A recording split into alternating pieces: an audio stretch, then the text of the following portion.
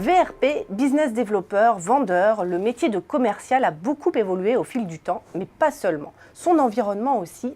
En effet, grâce au digital et aux réseaux sociaux, le client a désormais de nouveaux canaux d'information à sa disposition, ce qui a plutôt tendance à modifier le rapport de force en faveur du consommateur. Avec nous pour en parler, Virginie Ferrouillat, bonjour. Bonjour. Vous êtes responsable de l'alternance de l'école de management Léonard de Vinci. Alors, première question que j'ai envie de vous poser, pourquoi assiste-t-on à une réhabilitation du métier de commercial ? Alors en fait, dans l'inconscient collectif, on a tous encore cette image du vendeur, beau parleur, qui force un peu la main au moment de conclure une vente. Mais cette image est dépassée, la réalité est tout autre aujourd'hui. On le voit bien dans les noms que vous avez cités pour décrire cette fonction qui a effectivement une évolution.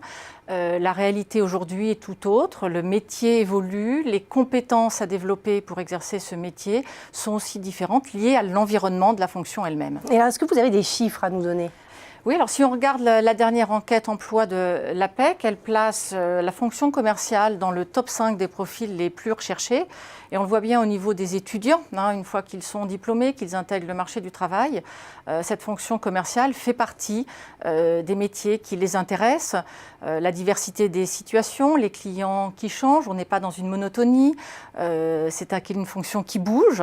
On a aussi un challenge important dans ces fonctions, au sens sportif du terme, pour ceux qui aiment les objectifs à atteindre, pour qui la notion de challenge est un élément de motivation personnelle. Il faut aimer relever les défis. Alors restons un petit peu dans la formation, puisqu'on parle des élèves. Quelles sont les qualités essentielles pour être un bon commercial ? Alors pour être un bon commercial, alors je vais parler de celui qui intervient dans la réalisation de la vente, ni dans la direction commerciale, ni dans le support en avant ou en après-vente.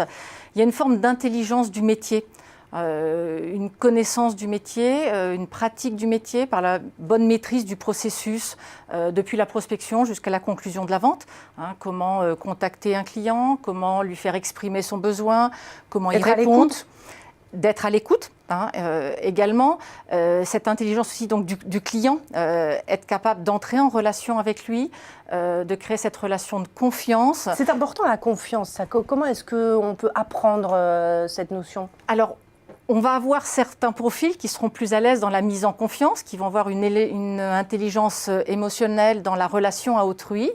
Mais ça ne suffit pas, on n'improvise pas tout, il faut aussi être formé et être capable de dégager du temps, d'avoir de la disponibilité, de travailler sa capacité d'écoute, fait partie aussi de la formation qu'on va délivrer à des futurs commerciaux. Un bon commercial doit donc faire preuve d'adaptabilité, d'intelligence et de confiance. Merci pour votre éclairage, Virginie Ferrouillat. Merci.